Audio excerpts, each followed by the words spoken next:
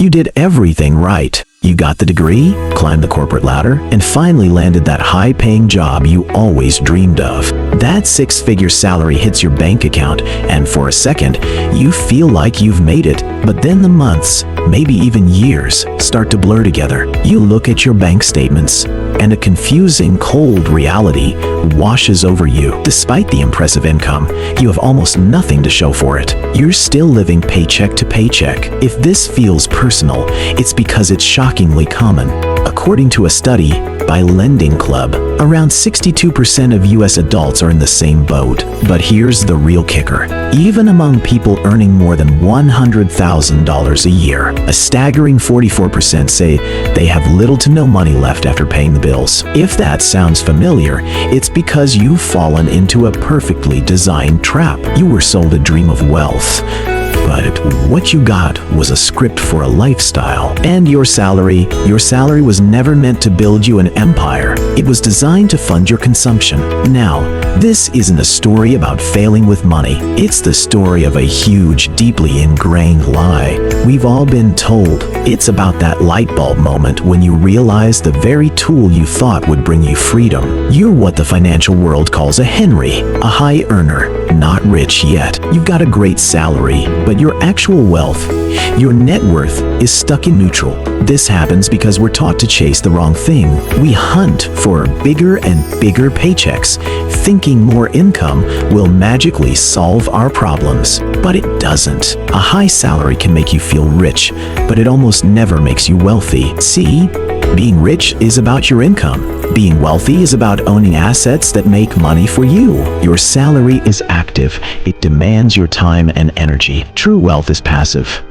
It works for you while you sleep. The reason you feel stuck isn't that you're not earning enough. It's because the system is built to make you spend what you earn. The only way out is to completely change your relationship with money. Today, we're tearing down the lies, exposing the silent wealth killer in your budget, and showing you how to go from a high-earning employee to a true owner of your future. So, what's the number one reason that fat paycheck doesn't make you rich? It's a sneaky little thing called lifestyle creep. This is the almost invisible process where your spending naturally rises to meet your income. You get a raise, and instead of investing the extra cash, it just gets absorbed. It starts small.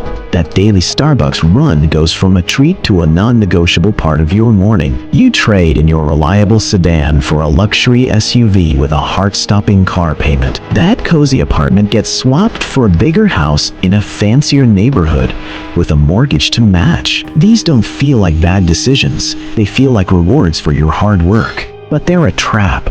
Research shows the big three expenses: housing, transportation, and food eat up nearly half of the average person's budget. But it's also it's just purchases that bleed you dry. It's just dinner out. It's just a new gadget. It's just a weekend getaway. These little things can quietly consume up to 30% of a budget, turning yesterday's luxuries into today's necessities. Suddenly, you're not just keeping up with the Joneses, you weigh the Joneses, and you're both running on the same treadmill, going nowhere. This is how you end up with doctors, lawyers, and tech workers earning hundreds of thousands a year, but who are broke. So how do you fight an enemy you can't see? You make a conscious decision to break the cycle. Before you upgrade your lifestyle, you first have to upgrade your savings. The golden rule is simple: save and invest at least half of every single raise. You get a $10,000 raise, you immediately automate $5,000 into your investments before you even have a chance to touch it. This builds a wall between your money and your impulses. Shift your focus from buying things to buying freedom. Before you make a big purchase, don't just ask, "Can I afford the payment?" Ask, "What is this truly costing me?" That $800 a month car payment instead of a $500 one costs you $3,600 a year. If you invested that difference over 25 years with an 8% return, you'd have over $250,000. Your salary isn't meant to buy you a fancier cage. It's meant to buy you the key to get out. The second reason your salary will never make you wealthy is baked right into what a salary is. It's a deal where you trade your time for a capped amount of money. You work 40, 50, even 60 hours a week for a predictable paycheck. This is a great model for stability, but it's a terrible model for building wealth. Why? Because your time is finite. This means your income is directly chained to the hours you can work, so it has a hard ceiling. You can get raises, you can land promotions, but you can never scale your income beyond the limits of your own energy. Hard work alone doesn't create wealth. If it did, every construction worker would be a millionaire. What creates wealth is leverage, owning systems and assets that make money without your direct effort. Think about it.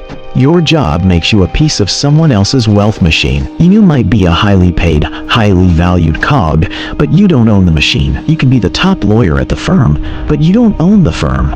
You can be the best surgeon at the hospital, but you don't own the hospital. Your salary is an expense on someone else's balance sheet. True wealth is built by owning the balance sheet. It comes from assets. Stocks, real estate, a business that churn out income passively. This is the real difference between being rich and being wealthy. A rich person might make $500,000 a year, but if they stop working, the money stops. A wealthy person's assets might only generate $200,000 a year, but that money flows in whether they get out of bed or not. One has a high income, the other has freedom.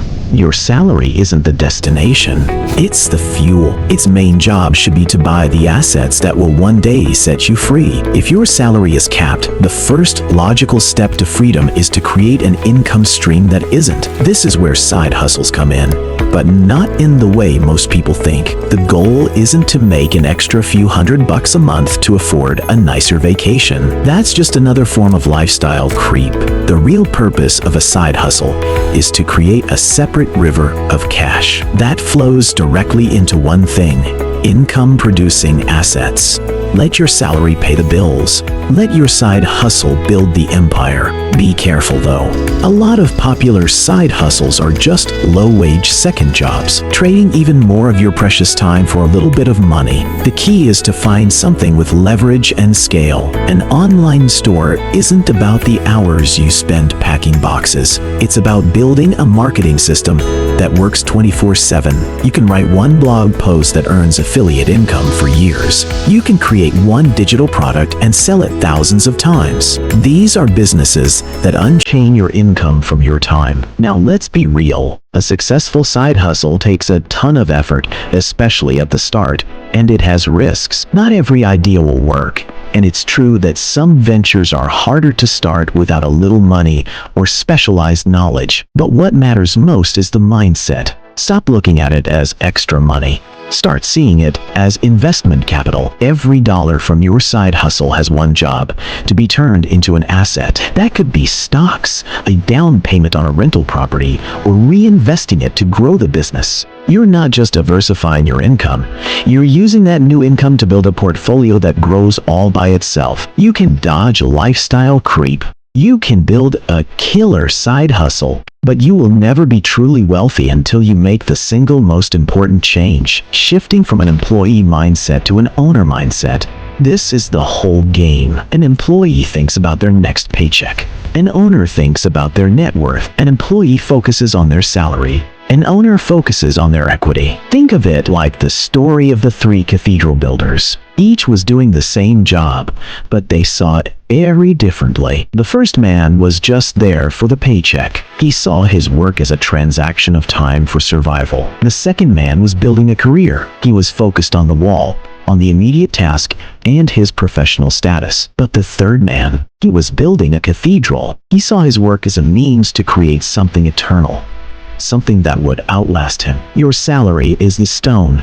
Your career is the wall. But your wealth is the cathedral. It's the structure that provides shelter, freedom, and a legacy for you and your family. Breaking the cycle of earning to spend isn't just about money. It's about reclaiming your life. It's about having the time to pursue your passions, spend time with loved ones, and live on your own terms. So what's your first move going to be? Are you going to keep building someone else's empire? Or are you going to start laying the foundation for your own cathedral today? The choice is yours. But remember, the best time to start building was yesterday. The second best time is right now. Stop settling for a high-paying cage. Start building your freedom. If this video opened your eyes, hit that like button and subscribe for more deep dives into the psychology of wealth. And tell me in the comments, what's one lifestyle creep purchase you're cutting out this month? Here is Carter Invests, and I'll see you in the next one. Keep building.